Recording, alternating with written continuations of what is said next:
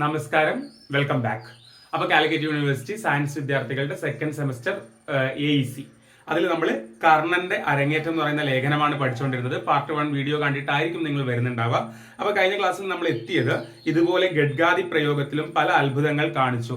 അപ്പോൾ അവിടെ അർജുനന്റെ ധാരാളം കഴിവുകൾ കാണിക്കുന്ന ആ ഒരു രംഗത്തിലാണ് നമ്മൾ എത്തിയത്. അതായത് ആ ഒരു ചാൻസ് വന്നപ്പോഴത്തേക്ക് അവിടെ അർജുനന്റെ എല്ലാ കഴിവുകളും ഇങ്ങനെ കാണിക്കുകയാണ്. അങ്ങനെ അപ്പം ബാക്കി നോക്കട്ടോ. എല്ലാം കഴിഞ്ഞ കൂട്ടത്തിലായി, കഴിവൊക്കെ ഏകദേശം കഴിഞ്ഞ കൂട്ടത്തിലായി. സദസ് മന്ദീഭവിച്ചു, സദസ്സൊക്കെ അടങ്ങി.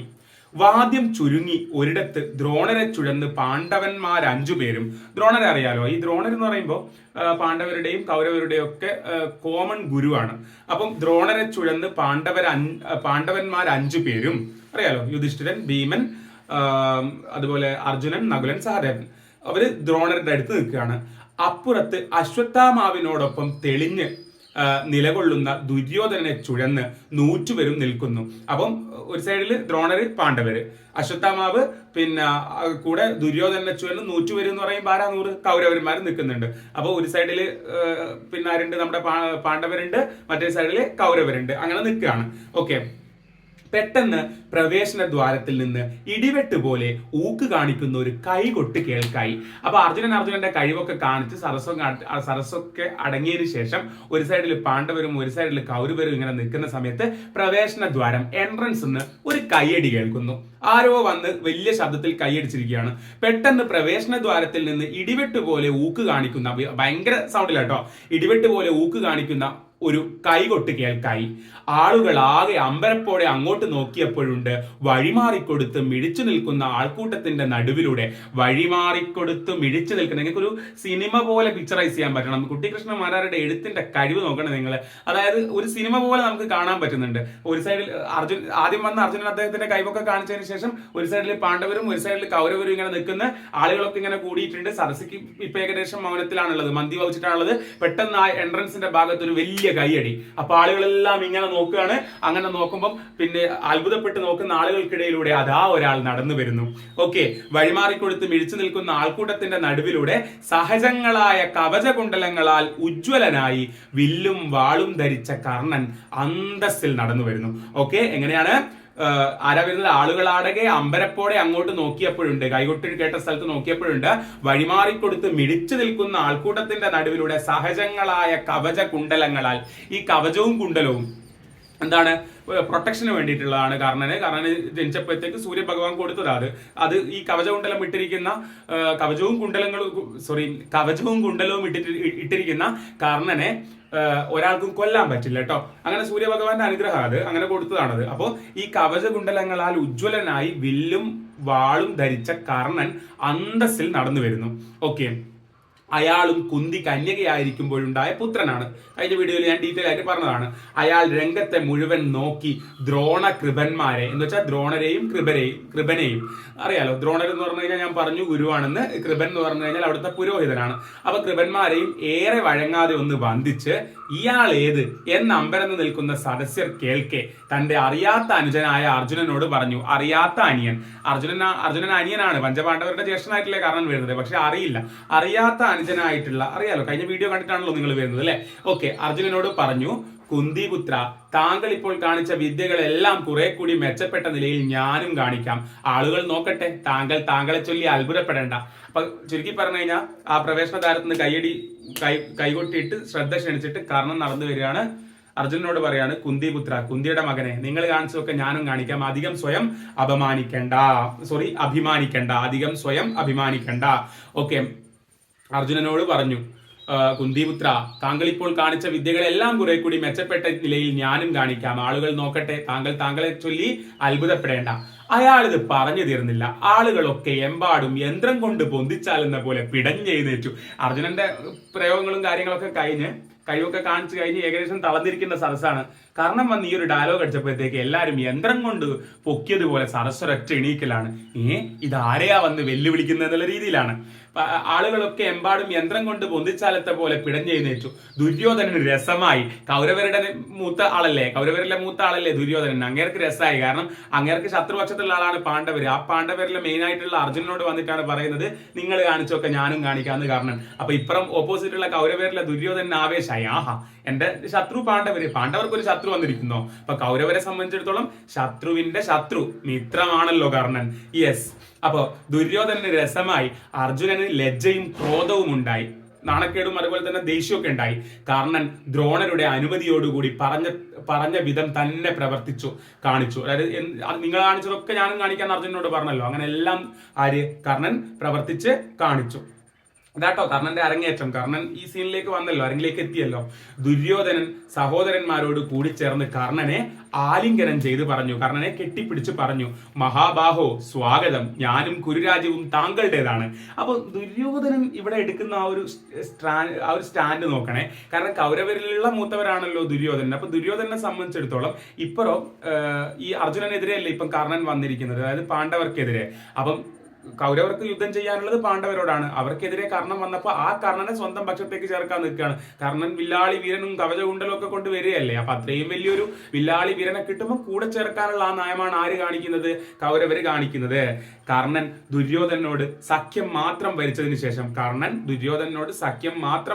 ശേഷം തനിക്ക് അർജുനനോട് ദ്വന്ദ്വയുദ്ധം ചെയ്താൽ കൊള്ളാമെന്നുണ്ടെന്ന് അറിയിച്ചു. ദ്വന്ദ്വയുദ്ധം എന്ന് പറഞ്ഞു കഴിഞ്ഞാൽ രണ്ടുപേര് പരസ്പരം നേരിട്ട് യുദ്ധം ചെയ്യുന്നതാണ് ദ്വന്ദ്വയുദ്ധം. അങ്ങനെ പിന്നെ അർജുനനോട് കർണന് ദ്വന്ദ്വയുദ്ധം ചെയ്യണം എന്നുള്ള കൊള്ളാമെന്ന് അറിയിച്ചു. അർജുനൻ കയർത്തു, കർണ, വിളിക്കാതെ വന്നു കയറി ചോദിക്കാതെ പറയുന്നവർക്കുള്ള ലോകങ്ങളിലേക്ക് ഞാൻ നിന്നെ കൊന്നയക്കുന്നുണ്ട്. അധികം വന്ന് വെല്ലുവിളിക്കേണ്ട, കാരണം നിന്നെ ഞാൻ കൊല്ലും എന്നാ പറഞ്ഞതിന്റെ അർത്ഥം കേട്ടോ. കർണൻ പറഞ്ഞു, ഈ രംഗം പൊതുവിലുള്ളതാണ്. ഏത് രംഗം? ഇപ്പറഞ്ഞ അങ്ങോട്ടും ഇങ്ങോട്ടുള്ള ഈ വർത്താനം. താങ്കൾക്ക് എന്താണിതിൽ? ദുർബലന്മാരുടെ ആശ്വാസമായ ശകാരങ്ങളെ കൊണ്ട് എന്താണ്? അപ്പൊ ഈ രംഗം ആ വർത്താനായി കഴിഞ്ഞാലും ദ്വന്ദ്വയുദ്ധമായാലും എല്ലാം എന്താണ്? സാധാരണയായിട്ടുള്ളതാണ്. അപ്പം കർണൻ പറയാണ്, ഈ രംഗം പൊതുവിലുള്ളതാണ്. താങ്കൾക്ക് എന്താണിതിൽ? നിങ്ങൾക്ക് എന്താ ഇതിൽ കാര്യം? ദുർബലന്മാരുടെ ആശ്വാസമായ ശകാരങ്ങളെ കൊണ്ട് എന്താണ്? ദുർബലന്മാർ, ചെയ്യാൻ കഴിവില്ലാത്ത ആൾക്കാരല്ലേ വെറുതെ ഇങ്ങനെ ശകാരിക്കുക. നിങ്ങൾ ആ ശകാരല്ലേ നടത്തുന്നത്, അതിനെ കൊണ്ട് എന്താണ്? അവിടെയൊക്കെ പാടുണ്ട് കേട്ടോ.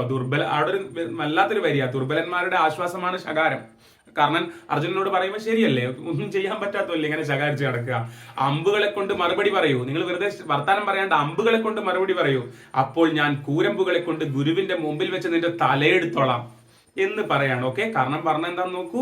ഈ രംഗം പൊതുവിലുള്ളതാണ്. താങ്കൾക്ക് എന്താണിതിൽ? ദുർബലന്മാരുടെ ആശ്വാസമായ ശകാരങ്ങളെ കൊണ്ട് എന്താണ്? അമ്പുകളെ കൊണ്ട് മറുപടി പറയൂ. അപ്പോൾ ഞാൻ കൂരമ്പുകളെ കൊണ്ട് ഗുരുവിന്റെ മുമ്പിൽ വെച്ച് നിന്റെ തലയെടുത്തോളാം. അർജുനൻ ഗുരുവിന്റെയും സഹോദരന്മാരുടെയും അനുമതിയോടുകൂടി ദ്വന്ദ്വയുദ്ധത്തിൽ ഇറങ്ങി. കർണനും ഒരുങ്ങി നിന്നു. ഇപ്പൊ രണ്ടുപേര് തമ്മിലിപ്പം മൽപിടുത്തത്തിലെത്തും. ആ സമയത്ത് ആകാശത്ത് ഇടിയും മിന്നലും മഴവില്ലും വെള്ളിൽ പറവകളുമായി മേഘങ്ങൾ വന്നു നിരന്നു. ആ വിധത്തിൽ ദേവേന്ദ്രൻ പുത്രസ്നേഹം മൂലം ആ രംഗം കാണാൻ വന്നപ്പോൾ സൂര്യൻ തന്റെ അരികെ വന്നുകൂടിയ മേഘങ്ങളെ മുടിച്ചുവിട്ടു. എന്താ പറഞ്ഞത്? ഇവിടെ ഇപ്പം ദ്വന്ദ്വയുദ്ധത്തിലേക്ക് എത്തുന്നത്, പരസ്പരം പോരടിക്കാൻ നിൽക്കുന്നത് കർണനും അർജുനനുമാണ്, ജ്യേഷ്ഠനും അനിയനുമാണ്. പക്ഷെ പരസ്പരം അറിയില്ല. എന്നാല് പിന്നെ ഈ ആകാശത്ത് എന്തിനാണ് സൂര്യനും ദേവേന്ദ്രനും വന്നത്? ഇത് രണ്ടുപേരുടെ അച്ഛനാണ്. നമ്മൾ പറഞ്ഞല്ലോ സൂര്യന്റെ മകനാണ് കർണൻ എന്ന് പറഞ്ഞല്ലോ. അതേപോലെ തന്നെ ഈ ഓപ്പോസിറ്റ് നിൽക്കുന്ന അർജുനൻ ഇന്ദ്രന്റെ മകനാണ്.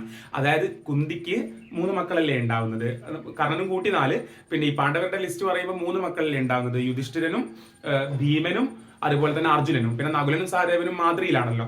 അപ്പം എങ്ങനെയാ 3 മക്കൾ ഉണ്ടാവുന്നത്? ആ 3 മക്കളെയും മന്ത്രം ജപിച്ച് ഉണ്ടായതാണ്, പാണ്ഡുവിൻ്റെതല്ല എന്ന് നമ്മൾ പറഞ്ഞല്ലോ. അതായത് ദുർവാസാവിന്റെ അനുഗ്രഹം കിട്ടിയിട്ടുണ്ടല്ലോ ആർക്ക്? നമ്മുടെ കുന്തിക്ക്. അങ്ങനെ കുന്തി ആദ്യം സൂര്യനെ ധ്യാനിച്ചിട്ടാണ് ആരെ കിട്ടുന്നത്? പിന്നെ കർണനെ കിട്ടുന്നത്. അത് ഒഴുക്കി വിട്ടു. എനിവേ കർണന്റെ അച്ഛൻ സൂര്യനാണ്. പിന്നെ യമധർമ്മനെ ധ്യാനിച്ചിട്ടാണ് ആരെ കിട്ടുന്നത്? യുധിഷ്ഠിരനെ കിട്ടുന്നത്. പിന്നെ വായു ഭഗവാനെ ധ്യാനിച്ചിട്ടാണ് ആരെ കിട്ടുന്നത്? ഭീമനെ കിട്ടുന്നത്. അതേപോലെ തന്നെ ഇന്ദ്രനെ ധ്യാനിച്ചിട്ടാണ് ആരെ കിട്ടുന്നത്? അർജുനനെ കിട്ടുന്നത്. അപ്പൊ അർജുനന്റെ ഫാദറാണ് ആര്? ഇന്ദ്രൻ. അപ്പം ഭൂമിയിൽ ഈ ഇന്ദ്രനും ഭൂമിയിൽ ഈ അർജുനനും അതുപോലെ തന്നെ നമ്മുടെ കർണനും പരസ്പരം യുദ്ധം ഉണ്ടാകുമ്പോൾ ആകാശത്ത് ഇവരുടെ രണ്ടുപേരുടെയും അച്ഛൻ വന്ന് നോക്കുകയാണ്, സൂര്യനും ഇന്ദ്രനും. ഓക്കെ, അപ്പം വെള്ളിൽ പറവകളായി മേഘങ്ങൾ വന്നു നിരന്നു. ആവിരത്തിൽ ദേവേന്ദ്രൻ, ആര്, ഫാദർ ഓഫ് അർജുനൻ, പുത്രസ്നേഹം മൂലം ആ രംഗം കാണാൻ വന്നപ്പോൾ സൂര്യൻ തന്റെ അരികെ വന്നുകൂടിയ മേഘങ്ങളെ മുടിച്ചുവിട്ടു. അർജുനന്റെ മേൽ മേഘഛായയും കർണന്റെ മേൽ സൂര്യപ്രകാശവും വ്യാപിച്ചു. കർണന്റെ വശത്ത് 100 വരും. 100 പേര് കൗരവരാണ് കർണന്റെ കൂടെ. അർജുനന്റെ വശത്ത് ദ്രോണ, കൃപ, ഭീഷ്മാദികളും, ദ്രോണരും കൃപരും ഭീഷ്മരും ഒക്കെ. ഭീഷ്മർ എന്ന് പറയുന്നത് ഇവരുടെ ഒക്കെ പിതാമഹനാട്ടോ. പിന്നെ രംഗമാകെ കണ്ട് അപ്പൊ ഒരു സൈഡിൽ ഇന്ന ആൾക്കാരും ഒരു സൈഡിൽ ഇന്ന ആൾക്കാരും ഉണ്ട്. രംഗമാകെ 2 പങ്കായി. രംഗമാകെ എന്തായി, 2 ടീമായിട്ട് മാറി. സ്ത്രീകൾക്കിടയിൽ പോലും പക്ഷഭേദം വന്നു. കുറെ പേര് ഇവരുടെ പക്ഷം, കുറെ പേര് അവരുടെ പക്ഷം ആയി. എല്ലാം മനസ്സിലായ കുന്തിയാകട്ടെ, കുന്തിക്കെല്ലാം അറിയാം, കർണനെയും അറിയാം, അർജുനനെയും അറിയാം, മക്കൾ തമ്മിൽ അടിയുണ്ടാക്കണമെന്നും അറിയാം, എല്ലാം അറിയാം. എല്ലാം മനസ്സിലായ കുന്തിയാകട്ടെ കഷ്ടം, മോഹാലസ്യപ്പെട്ടു പോയി, ബോധം കെട്ടുപോയി. ഇതൊക്കെ കണ്ടിട്ട് സ്വന്തം ചോരയല്ലേ അങ്ങോട്ടും ഇങ്ങോട്ടും അടിയുണ്ടാക്കുന്നത്. വിതുരർ ചന്ദന കുളിർനീർ തളിച്ച് അവരെ ആശ്വസിപ്പിച്ചു. ബോധം തെളിഞ്ഞിട്ടും കുന്തി ആ ഒരുമ്പെട്ടു നിൽക്കുന്ന മക്കളെ കണ്ട് എന്തു വേണ്ടു എന്നറിയാതെ പരിതപിച്ചു.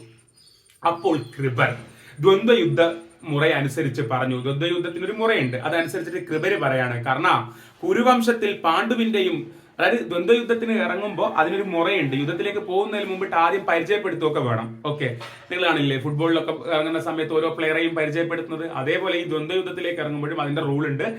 യുദ്ധത്തിലേക്ക് ഇറങ്ങുന്ന ആളെ പരിചയപ്പെടുത്തണം. ആരൊക്കെ തമ്മിലേക്ക് യുദ്ധം? കർണനും അതേപോലെ തന്നെ അർജുനനും തമ്മിലാണ് ദ്വന്ദ്വയുദ്ധം, 2 പേര് തമ്മിലുള്ള യുദ്ധം. ഓക്കെ, അപ്പോൾ കൃപർ ദ്വന്ദ്വയുദ്ധ മുറ അനുസരിച്ച് പറഞ്ഞു, കാരണം കുരുവംശത്തിൽ പാണ്ഡുവിന്റെയും കുന്തിയുടെയും ഇളയ പുത്രനായ അർജുനനാണ് നിന്റെ പ്രതിദ്വന്ദ്വി, അതായത് നിന്റെ ഓപ്പോസിറ്റ് യുദ്ധം ചെയ്യുന്നത്. മഹാബാഹോ, നീയും ഇതുപോലെ നിന്റെ വംശത്തിന്റെയും അച്ഛനമ്മമാരുടെയും പേർ പറയൂ. ഏത് രാജവംശത്തിലെ സന്തതിയാണ് നീ? അതറിഞ്ഞാൽ അർജുനൻ നിന്നോട് നേരിടുകയോ നേരിടാതിരിക്കുകയോ ചെയ്യും. അപ്പൊ ആദ്യം പറയണം എവിടുന്ന് വന്നു, ഏത് വംശത്തിലുള്ളതാണെന്നുള്ളത്. കർണൻ പെട്ടില്ലേ? കർണൻ എങ്ങനെ പറയും? കാരണം കർണനെ ഇപ്പൊ എടുത്തു വളർത്തിയിരിക്കുന്ന അധിരഥൻ സൂതനാണ്. അപ്പൊ അത് പറഞ്ഞു കഴിഞ്ഞാൽ ഇവർ ജാതിപരമായിട്ട് അപമാനിച്ച് കളയില്ലേ? അപ്പം കർണന് പിന്നെ ശരിക്കും കർണൻ സൂര്യനിൽ കുന്തിക്ക് ഉണ്ടായതാണെങ്കിലും അത് നാട്ടുകാർക്ക് അറിയില്ലല്ലോ, അപമാനഭാരം കൊണ്ട് കുന്തി ഒഴുക്കി വിട്ടതല്ലേ. അപ്പൊ ഇവിടെ ഒരു ക്രൈസിസിലേക്ക്, പ്രതിസന്ധിയിലേക്ക് കർണൻ എത്തുകയാണ്. ഇതുപോലുള്ള പ്രതിസന്ധികൾ ലോകത്ത് ഏറ്റവും വേദനിപ്പിക്കുന്ന പ്രതിസന്ധിയല്ലേ. സ്വന്തമായിട്ട് ഇതൊക്കെ ഉണ്ടായിട്ടും അതൊന്നും ഇല്ലാത്തതുപോലെ ജീവിക്കേണ്ടി വരിക എന്ന് പറയുന്നത്, അച്ഛനും അമ്മയും കാര്യങ്ങളും എല്ലാം സ്വന്തമായിട്ട് ഉണ്ടായിട്ടും ആ ഐഡന്റിറ്റിയിൽ ജീവിക്കാൻ പറ്റാത്തത് വല്ലാത്തൊരു പ്രതിസന്ധിയാണ്. ഈവൻ അത് മറ്റൊരു തരത്തിൽ ആധുനിക മനുഷ്യൻ അനുഭവിക്കുന്ന പ്രതിസന്ധി തന്നെയാണ്. നമ്മൾ എന്തിനാണ് ഇവിടെ ജനിച്ചത്? നമ്മുടെ ജീവിതത്തിന്റെ ഉദ്ദേശം എന്താണ്? അത് ഒക്കെ നമ്മളോട് തന്നെ നിരന്തരം ചോദിക്കുന്ന ചോദ്യമല്ലേ. ആ ചോദ്യമൊക്കെ പലപ്പോഴും കർണനിലൂടെ നമുക്ക് വായിക്കാൻ പറ്റുന്നുണ്ട് എന്നുള്ളതാണ്. ഐഡന്റിറ്റി ക്രൈസിസ് വലിയ പ്രശ്നമാണ്. അപ്പം ഇത് കേട്ടപ്പോൾ കർണന്റെ മുഖം താണു. ഏതച്ഛന്റെ പേര് പറയുന്നുള്ള അത് മഴയേറ്റു ചാഞ്ഞ താമരപ്പൂ പോലായി. അപ്പോൾ ദുര്യോധനൻ പറഞ്ഞു. ദുര്യോധനൻ എന്ന് പറഞ്ഞു കഴിഞ്ഞാൽ കൗരവരിലെ വരുന്ന ദുര്യോധനൻ പറഞ്ഞു, ആചാര്യ, രാജാക്കന്മാരുടെ കുലം നിശ്ചയിക്കാൻ ശാസ്ത്രത്തിൽ ഒറ്റ വഴിയല്ല പറഞ്ഞിട്ടുള്ളൂ. അതായത് കൗരവരിലെ നേതാവ് വന്നിട്ട്, ദുര്യോധനൻ വന്നിട്ട് കർണനെ സപ്പോർട്ട് ചെയ്യാണ്. കാരണം കർണൻ വില്ലാളി വീരനാണ്. അയാളെ സ്വന്തം സൈഡിൽ കിട്ടിക്കഴിഞ്ഞ് കഴിഞ്ഞാൽ പാണ്ഡവരുടെ കൂടെ ജയിക്കാന്നുള്ളൊരു ചിന്ത കൊണ്ടാണ്. അർജുനന് രാജാവിനോടല്ലാതെ യുദ്ധം ചെയ്യുവാൻ ഇഷ്ടമില്ലെങ്കിൽ, അർജുനൻ രാജാവിനോടെ യുദ്ധം ചെയ്യൂ എന്നുണ്ടെങ്കിൽ ഞാനിതാ ഇയാളെ അംഗരാജ്യത്ത് അഭിഷേചിക്കുന്നു. എന്ന് വെച്ചാൽ കർണനെ ഞങ്ങളുടെ രാജ്യത്തേക്ക് അഭിഷേചിച്ചിരിക്കുന്നു, രാജാവാക്കിയിരിക്കുന്നു. എന്താ? അങ്ങനെ കർണൻ ആര് സപ്പോർട്ട് ചെയ്തു? ദുര്യോധനൻ സപ്പോർട്ട് ചെയ്തു. ഏത് സാഹചര്യത്തില് അച്ഛന്റെ പേര് ചോദിച്ചിട്ട് എന്ത് പറയും എന്ന് വിചാരിച്ച് കർണന്റെ മുഖം താണ സാഹചര്യത്തില് കൗരവരിലെ ദുര്യോധനൻ വന്ന് സപ്പോർട്ട് ചെയ്തിട്ട് കൂടെ കൂട്ടി ഞങ്ങൾ ഇതാ രാജ്യത്ത് ചേർത്തിരിക്കുന്നു എന്നും പറഞ്ഞു. അതൊരു ഭയങ്കര സപ്പോർട്ടല്ലേ, അത്രയും അപമാനിതനായി നിൽക്കുന്ന സമയത്ത്. അതുകൊണ്ടാണ് മരണം വരെ കൗരവരോട് അല്ലെങ്കിൽ ദുര്യോധനോടൊക്കെ ആര് നന്ദി കാണിച്ചത്? കർണൻ നന്ദി കാണിച്ചത്. താമസമുണ്ടായില്ല, അവിടെ വെച്ച് യഥാവിധി കർണന് അംഗരാജ്യ അഭിഷേകം നടന്നു. ടീം കൂട്ടി, കൗരവരുടെ കൂട്ടം കൂട്ടി. അയാൾ പൊൻപീഠത്തിൽ വെൺകൊറ്റക്കുടയ്ക്കു കീഴെ ചാമരങ്ങളാൽ വീശപ്പെട്ടുകൊണ്ട്, ആ രാജ്യത്തെ പദവി കൊടുത്തല്ലോ, അപ്പം ചാമരങ്ങളാൽ വീശപ്പെട്ടുകൊണ്ട് ജയശബ്ദങ്ങൾക്കിടയിൽ ദുര്യോധനനോട് പറഞ്ഞു, ഈ രാജ്യപ്രധാനത്തിനൊത്ത വണ്ണം ഞാൻ താങ്കൾക്ക് എന്ത് ചെയ്യട്ടെ? പറയൂ, ഞാൻ ചെയ്യാം. ഇത്രയും എന്നെ സപ്പോർട്ട് ചെയ്ത് എന്റെ കൂടെ നിന്നില്ലേ, എന്നെ കൂടെ നിർത്തിയില്ലേ? അപ്പം ദുര്യോധനനോട് ചോദിക്കുകയാണ്, ഞാൻ എന്താ ചെയ്യേണ്ടത്? പറ. ആ ഒടുങ്ങാത്ത സഖ്യം ഇച്ഛിക്കുന്നു. അതാണ് ദുര്യോധനൻ പറയുന്നത്. ഞാൻ ഒടുങ്ങാത്ത സഖ്യം എന്നും എന്റെ കൂടെ ഉണ്ടായാൽ മതി, ഈ യുദ്ധത്തിലൊക്കെ കൂടെ ഉണ്ടായാൽ മതി ഇതിന് പകരമായിട്ടെന്ന് പറയാണ്. അപ്പം കർണൻ അങ്ങനെ ആവട്ടെ. രണ്ടുപേരും മനം തെളിഞ്ഞ് ആലിംഗനം ചെയ്ത് അത്യന്തം സന്തോഷിച്ചു. പരസ്പരം കെട്ടിപ്പിടിച്ച് നല്ലൊരു ടീമാണ് രൂപപ്പെട്ടു. അപ്പോഴതാ ആ രംഗത്തിലേക്ക് വടിയൂന്നി വിറച്ച് വിയർത്തൊലിച്ച് ഉത്തരീയം മേൽമുണ്ട് ഇഴിഞ്ഞ് കർണനെ വിളിച്ചുകൊണ്ട് അധിരഥൻ വരുന്നു. ആരായിരുന്നു അധിരഥൻ? ഗംഗയിൽ നിന്ന് ഇങ്ങനെ ഒഴുകി കിട്ടിയ കർണനെ എടുത്തു വളർത്തിയ വളർത്ത അച്ഛനാണ് അധിരഥൻ. പക്ഷെ നോട്ട് ദി പോയിന്റ്, അധിരഥൻ ഒരു സൂതനാണ്. അപ്പം ഇവരുടെ ഈ യുദ്ധക്കളത്തിലേക്ക് അധിരഥൻ വരുമ്പം അധിരഥന്റെ മോനാണ് കർണൻ എന്ന് മനസ്സിലാകുന്ന സമയത്ത് അവിടെ ജാതിപരമായിട്ട് കർണനെ അധിക്ഷേപിക്കാൻ സാധ്യതയുണ്ട്. എനിവേ അധിരഥൻ വരുന്നു. അയാളെ കണ്ടപ്പോൾ കർണൻ വില്ലു വെച്ച് ചെന്ന് അഭിഷേകാർദ്രമായ ശിരസ് കൊണ്ട് നമസ്കരിച്ചു. ആരെ? അധിരഥനെ. അധിരഥൻ വസ്ത്രമിഴിയെ കുനിഞ്ഞ് മകനെ എന്ന് വിളിച്ച് ആശ്ലേഷിച്ചു, കെട്ടിപ്പിടിച്ചു കർണനെ. മൂർധാവിൽ മുകർന്ന് അതിൽ കണ്ണീർ കൊണ്ട് വീണ്ടും അഭിഷേകം കഴിച്ചു. ഇങ്ങനെ കർണന്റെ ജാതി തെളിഞ്ഞു കണ്ടപ്പോൾ, അങ്ങനെ അധിരഥൻ വന്നിട്ട് മകനെ എന്നൊക്കെ വിളിച്ചപ്പോൾ അവർ പരസ്പരം കെട്ടിപ്പിടിക്കുക ഇങ്ങനെയൊക്കെ ചെയ്തപ്പോഴത്തേക്ക് കർണന്റെ ജാതി സൂതനാണെന്ന് തെളിഞ്ഞു കണ്ടപ്പോൾ ഭീമസേനൻ ഹസിച്ച് പറഞ്ഞു. ഭീമൻ പറയാ സൂതനാണ് കർണൻ എന്ന് മനസ്സിലായപ്പോ. ശരിക്കും ഇങ്ങേരുടെ ഏട്ടനാണ്, പക്ഷെ ഇയാൾ അറിയുന്നില്ലല്ലോ സൂതന്റെ മകനെ. അപ്പൊ ഈ ഒരു എന്താ പറയാ, ജാതി പറഞ്ഞിട്ടുള്ള ആ ഒരു കളിയാക്കലും മാറ്റി നിർത്തലും അപമാനിക്കലും ഒക്കെ പണ്ടേ ഉണ്ടെന്ന് മനസ്സിലാക്കുക. സൂതന്റെ മകനെ, നീ യുദ്ധത്തിൽ കുന്തിപുത്രന്റെ കൈകൊണ്ട് ചാവാൻ അർഹിക്കുന്നില്ല. സൂതന്റെ മകനെ, കർണനോടാ, നീ യുദ്ധത്തിൽ കുന്തിപുത്രന്റെ മകൻ ആരാണ്? അർജുനൻ കൈകൊണ്ട് ചാവാൻ അർഹിക്കുന്നില്ല. നീ ഒരു സൂതനല്ലേ എന്നുള്ളതാണ്. നിന്റെ കുലത്തിനൊത്ത വണ്ണം ചമ്മട്ടി ഏന്തിക്കൊള്ളുക. ചമ്മട്ടി എന്ന് പറഞ്ഞു കഴിഞ്ഞാൽ കുതിരച്ചാട്ട. സൂതന്മാരെന്ന് പറഞ്ഞാൽ കുതിര തേരാളി ആ വിഭാഗമാണ്. അപ്പൊ നിന്റെ കുലത്തിന് ഒത്തവണ്ണം നീ ചമ്മട്ടി, അതായത് കുതിരച്ചാട്ട ഏന്തിക്കൊള്ളുക. അല്ലാണ്ട് യുദ്ധത്തിൽ കുന്തിയുടെ പുത്രനായ, ഏതാ അഭിമാനം നോക്കൂ, കുന്തിയുടെ പുത്രനായ എന്റെ കൈകൊണ്ട് മരിക്കാനൊന്നും നിനക്ക് അർഹതയില്ലടാ സൂതന്റെ മോനെ എന്ന് പറയാണ്. നീ അംഗരാജ്യം വാഴാൻ അർഹനല്ല. ശ്വാവ് എന്ന് പറഞ്ഞ പട്ടിയാണ്. ഈ യജ്ഞത്തിലെ പുരോടാശം എന്ന് വെച്ച് കഴിഞ്ഞാൽ പട്ടിക്കാണോ ഈ യജ്ഞത്തിലുള്ള ഹോമദ്രവ്യമൊക്കെ തരേണ്ടത് എന്ന് വെച്ച് കഴിഞ്ഞാൽ ജാതിപരമായിട്ട് അങ്ങ് അപമാനിച്ചു കളഞ്ഞു ആരെ? കാരണം ഇതാ പറഞ്ഞത്, മഹാഭാരതത്തിൽ ഇത്രയധികം അപമാനിക്കപ്പെടേണ്ടി വന്ന ഒരു മനുഷ്യൻ വേറെയില്ല. ശരിക്കും ജാതി അതായത് കൊണ്ട് അപമാനിക്കപ്പെടുന്നതിനേക്കാളും ദുഃഖം കൂടില്ലേ ശരിക്കും? എന്താ പറയാ, ഇങ്ങനെ ഇവരുടെയൊക്കെ ഏട്ടനായി നിൽക്കേണ്ട ഒരാള്, പാണ്ഡവരുടെ മൂത്ത ജ്യേഷ്ഠനായിട്ട് നിൽക്കേണ്ട ഒരാള് ഇവരാരാലും അറിയില്ല എന്നതുകൊണ്ട് പിന്നെ വേറൊരു സ്ഥലത്ത് വളരേണ്ടി വരുന്നതും, എന്നിട്ട് ഇവരിൽ നിന്ന് തന്നെ ഇതൊക്കെ കേൾക്കേണ്ടി വരുമ്പോഴുള്ള അപമാന ഭാരം ഒന്ന് നോക്കണേ നിങ്ങള്. യെസ്, കർണൻ ഇത് കേട്ട് ചുണ്ട് വിറച്ചുകൊണ്ട്, അതുപോലത്തെ വർത്താനല്ലേ പറഞ്ഞേ, ആകാശത്ത് നിൽക്കുന്ന സൂര്യനെ നോക്കുക മാത്രം ചെയ്തു അച്ഛനെ. ദുര്യോധനാട് ചാടി വന്ന് ഭീമനോട് മറുത്ത് പറഞ്ഞത്, വൃഗോദരൻ മൃഗം, ചെന്നായയുടെ ഉദരമുള്ളവൻ ആര്? ഭീമൻ. മൃഗോദര, പറയരുതാത്തതാണ് നീ പറഞ്ഞത്. ക്ഷത്രിയന്മാർക്ക് ബലമാണ് മേന്മ, യുദ്ധമാണ് വേല, ശൂരന്മാരുടെയും നദികളുടെയും ഉൽപ്പത്തി അറിവാൻ മേല. ഉദാഹരണം വളരെ വേണ്ട, നിങ്ങൾ തന്നെ എങ്ങനെ ജനിച്ചു എന്ന് രാജാക്കന്മാർക്ക് അറിയാം എന്നല്ല, ദിവ്യലക്ഷണങ്ങളായ കവചകുണ്ടലങ്ങളോട് കൂടി സൂര്യനെ പോലെ തിളങ്ങുന്ന ഈ നരിയെ പെറ്റത് ഒരു മാൻപേടയാകുമോ? അപ്പൊ ദുര്യോധനൻ വന്ന് ചോദിക്കുന്നത്, അത് എടാ ഭീമ, ഇത്രയും വലിയ പിന്നെ ശക്തിയോടെ നിൽക്കുന്ന ഇയാളെ പെറ്റതൊരു മാൻപേടയായിരിക്കുമോ എന്ന് ചോദിക്കുകയാണ്. കാരണം ഇത്രയും വലിയ വില്ലാളി വീരനായിട്ടല്ലേ നിൽക്കുന്നത്. ഈ മനുഷ്യേശ്വരൻ അംഗരാജ്യമല്ല, പൃഥ്വിരാജ്യം തന്നെ അർഹിക്കുന്നു. അത്രയും കഴിവുള്ള ആളാണ് കർണൻ എന്ന് പറയാണ്. എന്റെ ഈ ദാനം പൊറുക്കാത്തവൻ ആരോ അവൻ വില്ല് കുലച്ച് വരട്ടെ. യെസ്. അപ്പോഴേക്ക് സദസ്സിൽ വലിയ ആർപ്പും കൂക്കും ഭലേ വിളികളുമായി. ഓക്കെ, സദസ്സിൽ സൂര്യൻ അസ്തമിക്കുകയും ചെയ്തു. ദുര്യോധനൻ കർണന്റെ കൈയും പിടിച്ച് രംഗം വിട്ടു. അപ്പൊ സൂര്യൻ അസ്തമിച്ചപ്പോഴത്തേക്ക് ദുര്യോധനൻ കർണന്റെ കൈയും പിടിച്ച് രംഗം വിട്ടു. പാണ്ഡവന്മാരും ഭീഷ്മ ദ്രോണ കൃപാദികളോട് കൂടി, എന്ന് വെച്ചാൽ പാണ്ഡവന്മാര് ഭീഷ്മരുടെയും ദ്രോണരുടെയും കൃപരുടെയും ഒക്കെ കൂടി താന്താങ്ങളുടെ ഗൃഹം പോയി, വീട്ടിലേക്ക് പോയി. ആളുകൾ അർജുനനെ പറ്റിയും കർണനെ പറ്റിയും ദുര്യോധനെ പറ്റിയും സംസാരിച്ചു കൊണ്ട് തിരിച്ചു. കുന്തിക്ക് ദിവ്യലക്ഷണം ചേർന്ന കർണനെ കണ്ടറിഞ്ഞിട്ട് ഗൂഢമായ പ്രീതി വളർന്നു. കുന്തിക്ക് ദിവ്യലക്ഷണം ചേർന്ന കർണനെ കണ്ടറിഞ്ഞിട്ട് ഗൂഢമായ പ്രീതി, സ്നേഹം വളർന്നു. യുധിഷ്ഠിരന്, പാണ്ഡവരിൽ മൂത്താള് യുധിഷ്ഠിരന് കർണനൊത്ത വില്ലാളി ഇല്ലെന്ന് ഉറപ്പായി. അപ്പം കർണനെ മനസ്സിലാക്കി യുധിഷ്ഠിരൻ, വല്ലാത്ത വില്ലാളി തന്നെ എന്ന് മനസ്സിലാക്കി. കൗരവരുടെയും പാണ്ഡവരുടെയും സാധാരണമായ ബാലക്രീഡയിൽ, കുട്ടിക്കാലത്തെ കളിയിൽ വിത്തിട്ട് കഴിഞ്ഞതും ഭാവിയിൽ കുരുക്ഷേത്രത്തിലെ ആ മഹായുദ്ധമായി പടർന്നു പന്തലിക്കാനിരിക്കുന്നതുമായ കുടുംബ മത്സരം കിളർന്ന് ഇല വിരിഞ്ഞു വരുന്നതിനെയാണ് ഇതിഹാസ കവി ഇവിടെ അസാധാരണമായ നാടകീയ ഭംഗിയോടെ കാഴ്ചയ്ക്ക് വെച്ചിരിക്കുന്നത്. അപ്പൊ ഈ ഒരു കർണന്റെ അരങ്ങേറ്റം എന്ന് പറയുന്ന സന്ദർഭം ആക്ച്വലി കഴിഞ്ഞ്, ഇനി ആ സന്ദർഭത്തെ ആഴത്തിൽ വിശകലനം ചെയ്യുകയാണ് ഇനിയുള്ള ഭാഗത്താര്? കുട്ടിക്കൃഷ്ണ മാരാര്. അപ്പൊ കൗരവന്മാരുടെയും പാണ്ഡവരുടെയും സാധാരണമായ ബാലക്രീഡകൾ വിത്തിട്ട് കഴിഞ്ഞതും ഭാവിയിൽ കുരുക്ഷേത്രത്തിലെ ആ മഹായുദ്ധമായി പടർന്നു പന്തലിക്കാനിരിക്കുന്നതുമായ കുടുംബ മത്സരം കിളർന്ന് ഇലവിരിഞ്ഞ് വരുന്നതിനെയാണ് ഇതിഹാസ കവിയുടെ അസാധാരണമായ നാടകീയ ഭംഗിയോടെ കാഴ്ചയ്ക്ക് വെച്ചിരിക്കുന്നത്. ആധുനിക ലോകത്തിലെ സിനിമാ സ്ക്രീനിൽ പോലും നന്നായി പകർത്തി കാണിക്കാൻ സാധിക്കാത്തത്ര മഹത്തായ ഒരു സദസ്സ്. ഞാൻ നേരത്തെ പറഞ്ഞല്ലോ, ആ സദസ്സ് അങ്ങനെ ഒരു HD ദൃശ്യ മികവോടെയാണ് നമ്മൾ വായിക്കുമ്പോൾ നമ്മളിൽ കിട്ടുന്നത്. അതിൽ സംഭവങ്ങൾ ഒന്നിനൊന്ന് വ്യത്യസ്തമായി, ഒന്നിനൊന്ന് മേലെയായി, അടുക്കടുക്കായി വന്നുകൊണ്ടിരിക്കുന്നു. ഓരോരിക്കലും സദസ്സിൽ നിന്നുണ്ടാകുന്ന പ്രതികരണങ്ങളുടെ സൂചന കൊണ്ട് അവയ്ക്ക് ജീവൻ വെപ്പിക്കുന്നു. വ്യത്യസ്തങ്ങളായ നാദങ്ങൾ പുറപ്പെടുവിക്കുന്ന എല്ലാ കമ്പികളെയും മുറുക്കി വെച്ചിട്ടുണ്ട്. അതിലേതിലും യഥാവസരം കവിയുടെ വിരൽ ചെല്ലാതെയുമില്ല. അപ്പം ഈ മഹാഭാരത എഴുതിയ കവിയെ കുറിച്ചാണ് പറയുന്നത്, വ്യാസനെ കുറിച്ചാണ് പറയുന്നത്. അത്രയും മനോഹരമായ രീതിയിലാണ് ഈ സംഭവങ്ങളൊക്കെ വിവരിച്ചത് എന്ന് കുട്ടിക്കൃഷ്ണമാരാര് പറയാണ്. അപ്പൊ ഞാൻ പറഞ്ഞല്ലോ, ആ സംഭവം പറഞ്ഞതിന് ശേഷം ഇനി അതിനെക്കുറിച്ചിട്ട് ആഴത്തിൽ വിശകലനം ചെയ്യാണ് ആര്, കുട്ടിക്കൃഷ്ണമാരാര്. ഇങ്ങനെ ഭദ്രമായ ഒരു രൂപശില്പത്തിലൂടെ കവി സുഭദ്രമായ ഒരു ഭാവശില്പത്തെ ആവിഷ്കരിക്കുന്നു. ആദ്യമായി ഭീമ ദുര്യോധനന്മാരുടെ ദ്വന്ദ്വയുദ്ധത്തിലൂടെ ആ കുടുംബ കലഹത്തിന്റെ ഒരു മിന്നാട്ടം കാണിച്ചു വെച്ചു.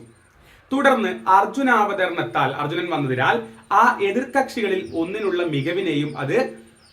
മികവിനെയും അത് കേട്ട് ധന്യത ഭാവിച്ച ധൃതരാഷ്ട്രരുടെ വാക്കിലൂടെ മറുകക്ഷിക്കുണ്ടായ ഇച്ഛാഭംഗത്തെയും വ്യക്തമാക്കി. അപ്പം ഞാൻ പറഞ്ഞല്ലോ, ആഴത്തിൽ പഠിക്കുകയാണ്. പെട്ടെന്നതാ ആ മറുകക്ഷിക്കും തത്തുല്യമായ മികവ് കൈവരുന്നു. അങ്ങനെ തളർന്നു നിന്ന ആ കലഹഭാവത്തെ വീണ്ടും തെഴുപ്പിച്ചു വിട്ടു. രംഗത്തിന് ഉഷാറ് പിടിച്ചു. യുദ്ധോദ്യതരായ കർണ അർജുനന്മാരുടെ മേൽ വെയിലും നിഴലുമേറ്റതായി വർണ്ണിച്ചപ്പോൾ ആധുനിക നാടകരംഗങ്ങളിൽ നടന്മാരുടെ മേൽ നാനാവർണ്ണത്തിലുള്ള പ്രകാശം ഏൽപ്പിച്ചു വരുത്തുന്ന ബാഹ്യമായ മോടി നേടുക മാത്രമല്ല കവി ചെയ്തുള്ളൂ. പരസ്പര പ്രതിദ്വന്ദികളായ പിതൃവാത്സല്യങ്ങളെ കൊണ്ട് ആന്തരമായ ഭാവവൈചിത്ര്യം വരുത്തുക കൂടി ചെയ്തു. മനസ്സിലായോ? അതായത് ഈ അർജുനനും കർണനും തമ്മിൽ യുദ്ധം ചെയ്യുന്ന സമയത്ത്, ദ്വന്ദ്വയുദ്ധം ചെയ്യുന്ന സമയത്ത് ഇന്ദ്രനും അതുപോലെ സൂര്യനൊക്കെ വന്ന് നോക്കി എന്ന് പറയുമ്പോഴത്തേക്ക് അത് ജസ്റ്റ് ഒരു വർണ്ണം മാത്രമല്ല, അത് അല്ലെങ്കിൽ ഒരു പരസ്പര പ്രതിദ്വന്ദികളായ പിതൃവാത്സല്യങ്ങളെ കൊണ്ട് ആന്തരമായ ഭാവവൈചിത്ര്യം വരുത്തുക കൂടി ചെയ്തു. പിന്നെയോ, എന്നിട്ട് അവിടെയും വിരമിക്കാതെ കുറെ കൂടി അഗാധമായ മറ്റൊരു ഭാവത്തിലേക്ക് കടന്നു. പരസ്പര ജിഗാംസയോടെ, എന്ന് വെച്ചാൽ പരസ്പരം കൊല്ലാനുള്ള ആഗ്രഹത്തോടെ കയർത്തു നിൽക്കുന്ന ആ രണ്ട് വീരന്മാരും ഒരേ അമ്മയുടെ മക്കളാണെന്ന പരമാർത്ഥത്തെ കൂടി വാത്സല്യ കരുണ കഷായമായി ചൂണ്ടിക്കാണിക്കുന്നു.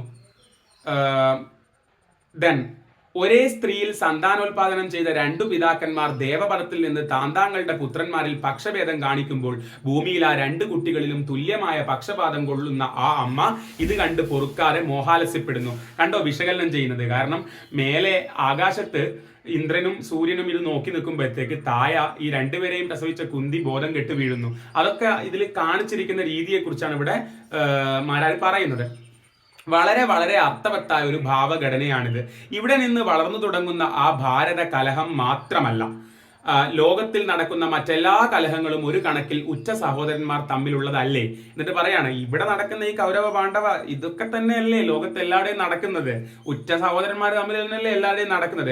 അഖില പിതാവായ ഈശ്വരനിലോളം, ലോകത്തിന്റെ പിതാവായ ദൈവത്തിലോളം പോകണമെന്നില്ല.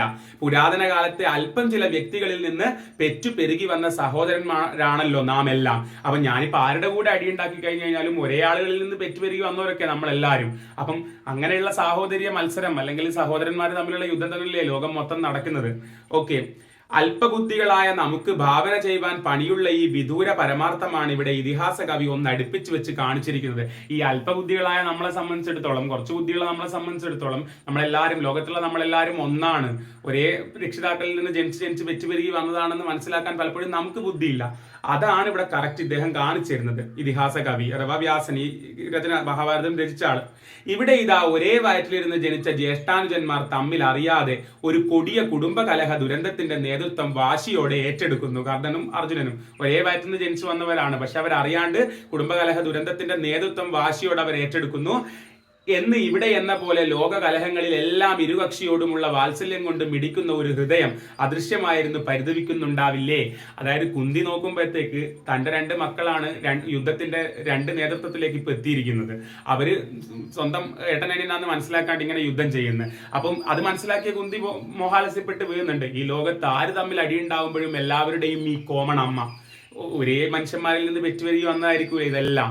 അപ്പൊ ആ അമ്മ ഇതേപോലെ പരിതപിക്കുന്നുണ്ടാവില്ലേ എന്നൊക്കെ ഈ കവിതയിൽ വന്നിട്ടുണ്ട്, ഈ കൃതിയിൽ വന്നിട്ടുണ്ട് എന്നുള്ളതാണ്.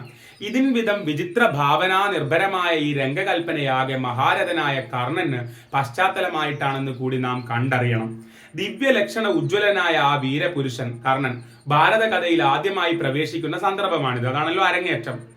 അനേകം മഹാരഥന്മാരടങ്ങിയ കൗരവ സമാജത്തിൽ ഈയൊരാളുടെ പ്രതാപവും തേജസ്സും അനന്യ സാധാരണവും അഖില ശ്രദ്ധാകർഷകവുമാണെന്ന് ഇവിടെ നിശബ്ദമായി ഉദാഹരിക്കപ്പെട്ടിരിക്കുന്നു. കാരണം കൗരവരിൽ ഒരുപാട് ആൾക്കാരുണ്ടെങ്കിലും കർണൻ എന്താണ് മെയിൻ ആവുന്നുണ്ട്, ആ കൂട്ടത്തിൽ പോയിട്ടുള്ളതാണ്.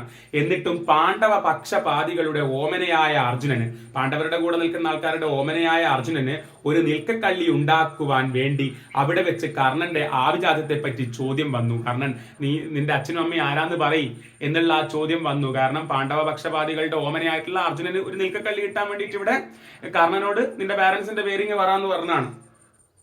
അതിലും വാസ്തവത്തിൽ ആ ചോദിച്ചവരെക്കാൾ ഒരു താഴ്ചയുമില്ല അല്ലേ? ചോദിച്ചവരെക്കാൾ ഒരു താഴ്ചയുമില്ല. കാരണം കർണൻ എന്ന് പറയുമ്പോഴത്തേക്ക് എന്താണ്, പിന്നെ കുന്തിയുടെയും സൂര്യന്റെയും മകനാണ്. പക്ഷെ അതാർക്കും അറിഞ്ഞുകൂടാ, അറിയുന്നവർക്ക് പറഞ്ഞുകൂടാ. അറിയുന്നത് കുന്തിക്കാണ്, കുന്തിക്ക് പറഞ്ഞുകൂടാ.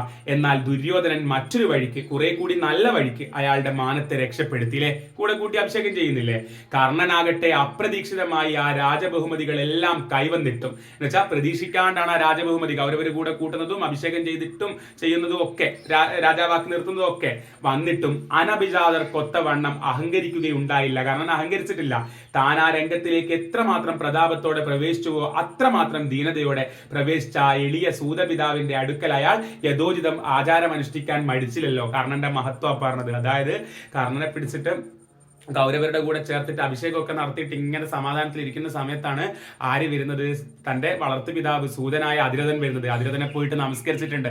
അങ്ങനെയാണ് ജാതി അവിടെ വെളിവാകുന്നത്. എന്നാ എന്റെ ജാതി വെളിവാകുമല്ലോ, എന്നെല്ലാവരും അപമാനിക്കുമല്ലോ എന്ന് വിചാരിച്ചിട്ട് ആ കിട്ടിയ രാജപദവിയിൽ അങ്ങ് അഹങ്കരിച്ച് നിന്നിട്ടില്ല കർണൻ. മനസ്സിലായോ?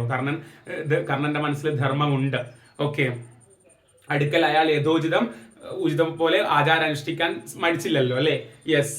ദെൻ ആദരണീയമായ ആ വിനയശീലം കണ്ടപ്പോൾ കഷ്ടം ഭീമസേനന് അയാളെ ഉചിതമായി അപഹസിപ്പാനാണ് തോന്നിയത് അല്ലെ. അങ്ങനെ ഈ പറഞ്ഞ അതിരഥനെ പോയിട്ട് നമസ്കരിച്ചപ്പം ഭീമൻ എന്താ ചെയ്തത്?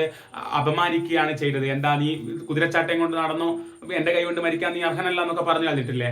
ഈ ഒരു നിമിഷത്തിലെങ്കിലും ഹൃദയാലുക്കൾക്ക് പാണ്ഡവ പക്ഷത്തോടൊരു വൈമുഖ്യവും ധാർത്തരാഷ്ട്ര പക്ഷത്തോടൊരു ആഭിമുഖ്യവും തോന്നാതിരിക്കാൻ നിവൃത്തിയില്ല. ശരിക്കും ഈ യുദ്ധത്തിന്റെ കഥ മൊത്തം നോക്കുമ്പോൾ ന്യായം പാണ്ഡവരുടെ ഭാഗത്ത്. അതുകൊണ്ട് അവസാനം അവർ ജയിക്കുന്നത് കൗരവ ടീമിനെ മൊത്തം കൊന്നിട്ട്.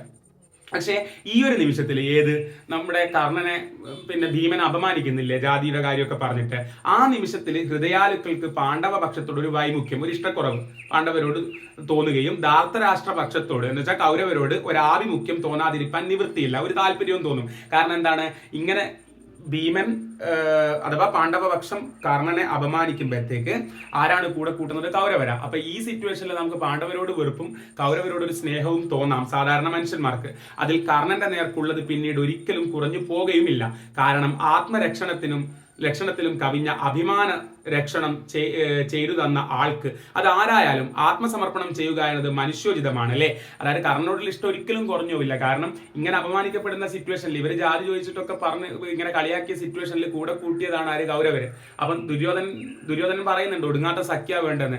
അങ്ങനെ അതിനുവേണ്ടി ആത്മസമർപ്പണം ചെയ്യാണ് ആര്? കർണൻ. അങ്ങനെ ഒടുങ്ങാത്ത സഖ്യം കൊടുത്തിട്ട് അവസാനം 17-ാം നാളല്ലേ മരിച്ചു പോകുന്നത്. അപ്പോ ഇത്രയും പിന്നെ എന്താ പറയാ, ആ അഭിമാനം സംരക്ഷിച്ച കൗരവരോടുള്ള കൂറാണ് മരണം വരെ ആര് കാണിച്ചത്? കർണൻ കാണിച്ചത്.